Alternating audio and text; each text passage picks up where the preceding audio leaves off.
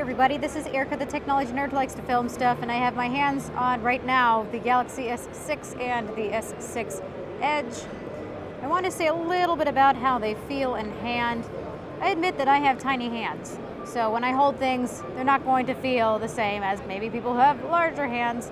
But to me, when I'm holding the Galaxy S6 and the Galaxy S6 Edge, I have to say that the S6 feels a little bit nicer in hand. It feels a little bit more consistent. It is a bit thicker here, a very thin phone, but this is the same here, and it's a bit rounded, as you can see. We do have a bit of a chamfer, but it feels very nice in the hand here. I noticed that when I am holding the Galaxy S6 Edge, we do have some inconsistency with how it feels, obviously, because we have a very thin part, and then we have the rounded glass. So for me, I feel that the consistency of the S6 feels not as edgy. Obviously, this is called the Edge. But this is not a bad feeling phone in the hand, really not whatsoever. It's just that I feel that I like how this one feels a little bit better, but that is my opinion there. I think it's nice that with the Galaxy S6 Edge that we do have good palm rejection and in general finger touch rejection that we don't want to see. Because you can see that it's easy to touch the display with your palm, but we're not getting any registered touches or taps or anything happening here. Now, if you really grab it like this and you're squeezing it, you can see that you do get some registered finger taps here. So here you can see a little bit of the difference in gripping these devices. Fingers wrapping around the display and palm pretty much touching the display versus what we have on the S6. Really not touching that display at all, though it's possible if I wanted to.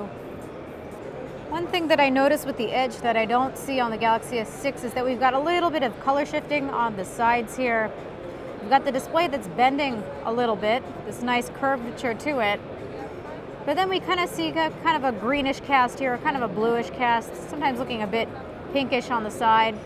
I don't know if a lot of people will notice that, but that's just something to say. That with this curve here, we do get a little bit of color shifting at the curve.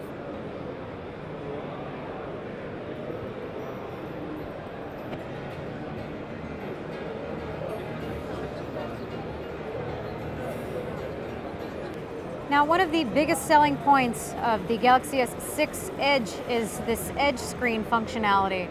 So when you have the display off and you're receiving notifications, or if you have the phone face down on a desk, for example, you should be able to see this part down here lighting up. Now, if you have the People's notification or the People Edge notification option on, you have the option of 5 favorite people. So if one of those 5 favorite people calls and just say that person is orange, you will see orange down here at the bottom. So that's a functionality that you're not going to be getting with the Galaxy S6. I don't know how often I'm going to be doing that. I don't like to place my phone down on its face. If it's in a case, I'm kind of curious what they're going to be doing with the casing options. I might see myself placing the phone downward, but that's not typically something I like doing.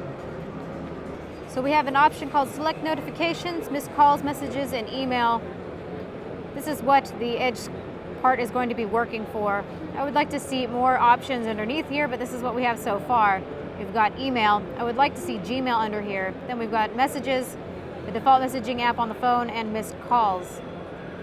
Another functionality of the Edge that we don't have on the Galaxy S6 is that if you go back and forth like this, sometimes it's a little bit tricky to get to work. Supposed to be back and forth motion. There we go. We get this little information stream. I do like that we have a lot of options underneath notifications, so it's not just proprietary stuff. You can see that we have access to Gmail, Google+, Hangouts, Messages. You've got Skype, everything. So all of that will show up for notifications underneath the notification stream. So that is a good thing. I just hope to see underneath select notifications for the Edge lighting that we'll get more things here. We've also got the ability to change the Edge screen position to the right or the left side. And if you want to turn this device into your alarm clock that you can set on your nightstand, you just go ahead and go underneath the night clock.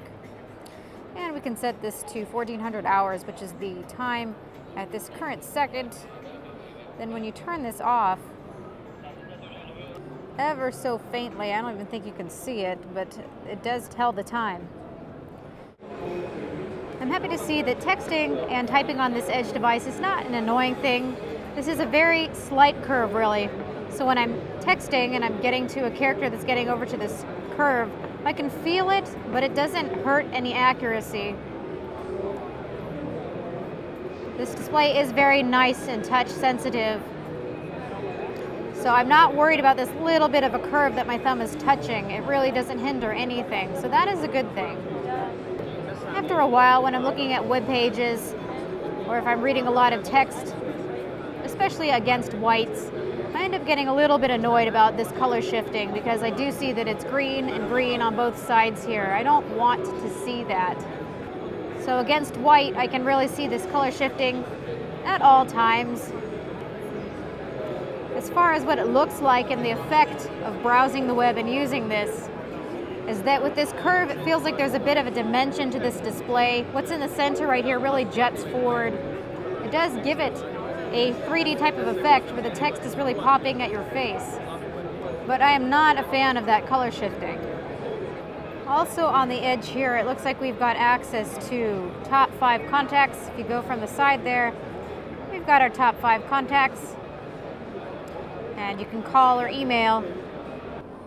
Now, this wasn't on the other one, but you can also see that here is how the side notifications work. If you miss a call, Allison Murray is in green, and we can call her back or email her right from the lock screen. And then again, we have our priority contacts. I honestly don't know how much I would use those Edge features that we see on the Edge device. It's neat. It really does give this a look to it. I think that some people who really want to try something different will be very happy with this device. But if you want to play it safe and you don't want to deal with some of the color shifting on the side, if you don't feel like you're going to use those extra Edge features, I think that this one is very, very pleasant. So that is what I have to say about what I see as far as the difference between these two devices right now, with just playing with them for a little bit of time. So thank you everybody for watching. This has been Erica, the technology nerd who likes to film stuff. Please rate, comment, and subscribe. Let me know what you think between these devices. Would you go for the Edge? Is this a device that you would really like to go for? Let me know why you'd want to go for this one versus the S6. Maybe you want some pizzazz, something that's a bit different. Maybe you think you would get some real use out of those Edge features. It comes with its pros and it also has its cons. So let me know and have a good day.